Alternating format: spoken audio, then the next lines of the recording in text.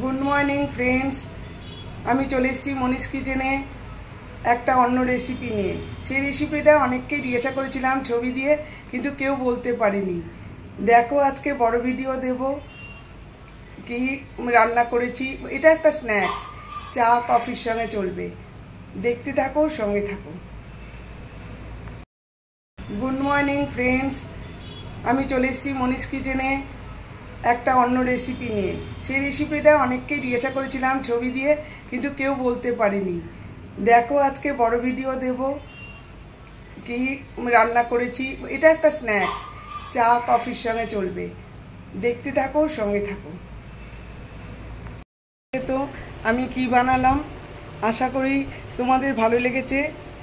অবশ্যই তোমরা করবে বাড়িতে, কালী পুজোতে করবে, স্ন্যাক্স হিসেবে খাবে, চায়ের সঙ্গে ভীষণ ভালো লাগবে। চা কফি সবের সঙ্গেই চলবে।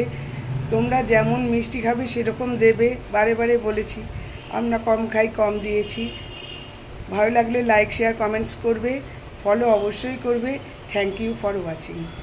আমি শীঘ্রই আসছি আরেকটি ব্লগ নিয়ে। গুড মর্নিং ফ্রেন্ডস আমি চলে এসেছি মনীষ কিচেনে একটা অন্য রেসিপি নিয়ে। সেই রেসিপিটা অনেককেই জিজ্ঞাসা করেছিলাম ছবি দিয়ে, কিন্তু কেউ বলতে পারেনি। দেখো আজকে বড় ভিডিও দেব কি রান্না করেছি। এটা একটা স্ন্যাক্স, চা কফির সঙ্গে চলবে। দেখতে থাকো, সঙ্গে থাকো। বন্ধুরা, আমি মোনাকা তৈরি করার জন্য এই যে ময়দা নিয়ে নিয়েছি। এর মধ্যে আমি জোয়ান দিয়ে দেবো। জোয়ান দিয়ে দিলাম। এটা আমি মোনাকা বানাচ্ছি, একটা মিষ্টি আইটেম। এই যে নুন দিয়ে দিলাম, অল্প নুন দিয়ে দিলাম। এইবার তার মধ্যে এই যে ঘি দিয়ে দেবো। ঘিটা দেবো, দিয়ে আমি মাখাবো। এই যে ঘিটা দিচ্ছি, ময়াম হিসেবে এটা ঘি দিয়ে মাখাবো।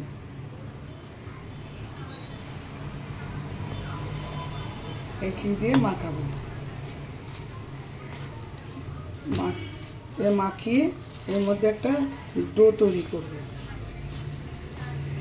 এর মধ্যে একটি নামমাত্র বেকিং পাউডার দিয়ে দিলাম। নামমাত্র, একদম একটুখানি নামমাত্র বেকিং পাউডার দিয়ে দিলাম। আর এখানে বাটিতে চিনির জল মিশিয়ে রেখেছি। এই যে চিনির জল মিশিয়ে রেখেছি।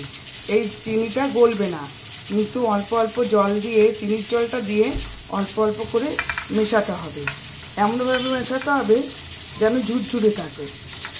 দেখতে থাকো, তাহলেই বুঝতে পারবে। এই যে চিনির জলটা দিয়ে একটু একটু করে চিনির জল দেবো আর ঝরঝরে করবো। এই আবার অল্প চিনির জল দেবো আর ঝুরঝুরে করে রাখবো। আবার অল্প চিনির জল দেবো, আবার ঝুরঝুরে করে রাখবো। এইভাবে পুরোটা করতে হবে। আবার একটু চিনির জল দেবো।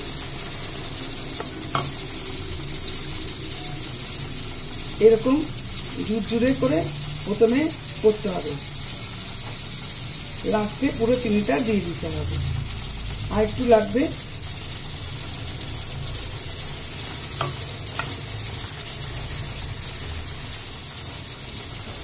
এইভাবে পুরোটা রাখাতে হবে।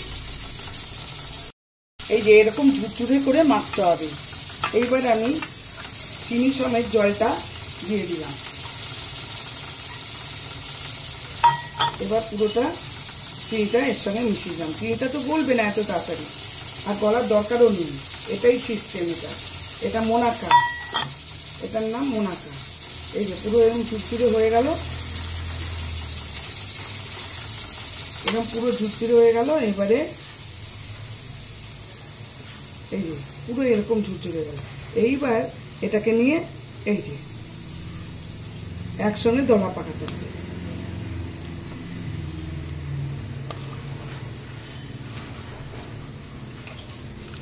এই পুরো এটাকে একটু শক্ত করে,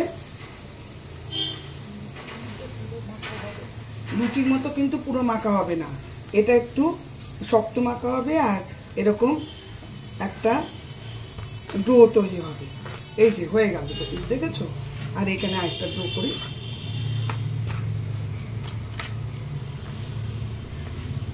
এইভাবে জিনিসটা মাখাই।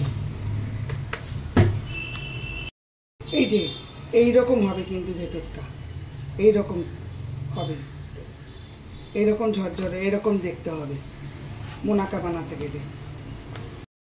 এই যে এইভাবে বেলে নিতে হবে।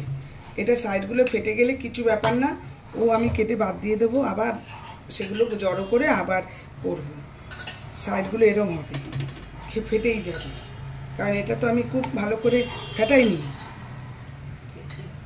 ঠেসিনি ভালো করে, এগুলো কিন্তু এরকমই হবে।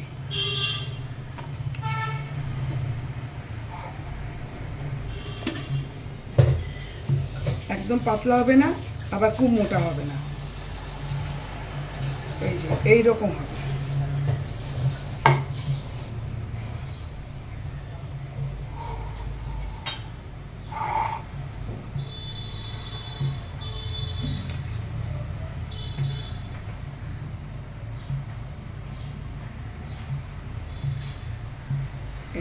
এরকম এইবারে এটাকে চৌকো চৌকো করে কেটে নেব।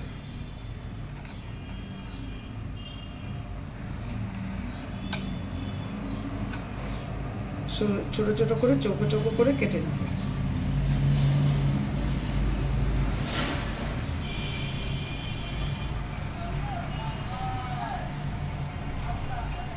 এইভাবে কেটে নিচ্ছি।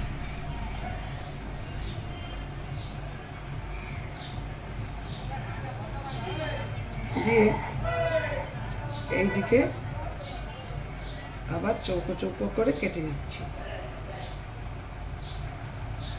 এইভাবে সম্পূর্ণটা কেটে নেব।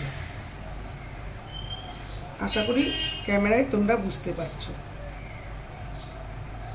কালী পুজোয় একটা স্পেশাল মিষ্টি মা,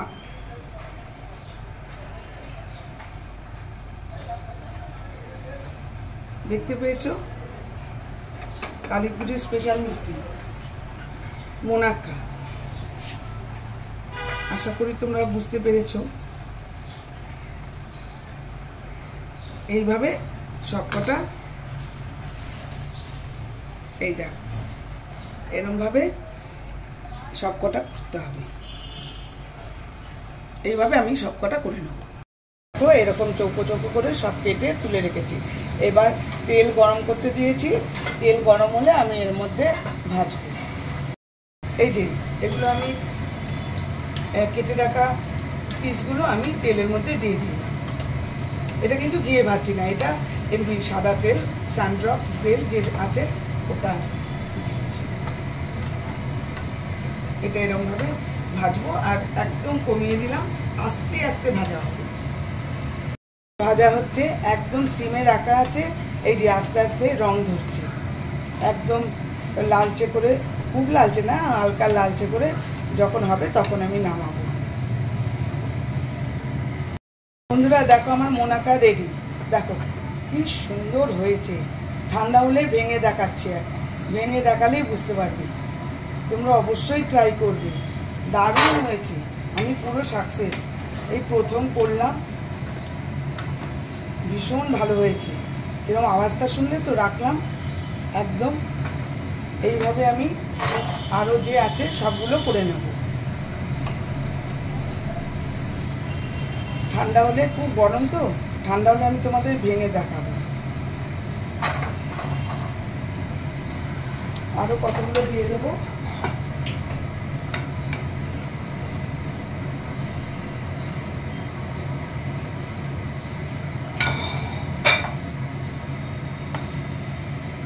সব কিন্তু লো ফ্লেমে করতে হবে, সব লো ফ্লেমে করতে হবে, কিন্তু লো ফ্লেমে করলেই শক্ত হবে, খেতে দুর্দান্ত হবে। যেহেতু হয়েছে, আমি হালকা মিষ্টি দিয়েছি, তোমরা যদি মনে করো, আমি খুব অল্প চিনি দিয়েছি, খুবই অল্প, তোমরা বেশি চিনি দিতে পারো যদি বেশি খাও, তাহলে আরও সুন্দর হবে, মিষ্টিটা বেশি হবে। আমরা তো মিষ্টি বেশি খাই না, তাই জন্য খুব হালকা চিনি দিয়েছি। বন্ধুরা দেখো এরকম শক্ত, দেখো এই দেখো কিরকম শক্ত হয়েছে, আর ভেতরটা দেখো, দেখো ভেতরটা, বুঝতে পারছো? ভেতরটা দেখো একদম শক্ত, একদম কমিয়ে ভাজবে, কিন্তু দারুণ হয়েছে। এটি খেয়ে দেখলাম, হালকা মিষ্টি, ভীষণ সুন্দর হয়েছে। বন্ধুরা, আমার মোনাকা একদম ডান। দেখো আমার সব ভাজা হয়ে গেছে, খেতে অপূর্ব হয়েছে। আমি খেয়ে টেস্ট করে দেখেছি, অপূর্ব খেতে হয়েছে। তোমরা যদি মিষ্টি ভালোবাসো আর একটু মিষ্টি দিও, তাতেও খুব মিষ্টি, খুব সুন্দর লাগবে খেতে। দারুণ রেসিপিটা, তোমরা অবশ্যই ট্রাই করবে, ভীষণ সুন্দর হয়েছে। আশা করি তোমাদের খুব ভালো লেগেছে। আমি কি বানালাম এইবার বুঝতে পারলে আমি কি বানিয়েছি? অবশ্যই তোমরা করবে কালী পুজোতে। সকালে চা কফি, বিকেলে চা কফি, যখন খুশি খেতে পারবে। আর মিষ্টিটা যেরম খাবে সেরম দেবে। নিশ্চয়ই ভালো লেগেছে, আশা করি ভালো লেগেছে। Thank you for watching. আমি শীঘ্রই আসছি আর একটি ব্লগ নিয়ে।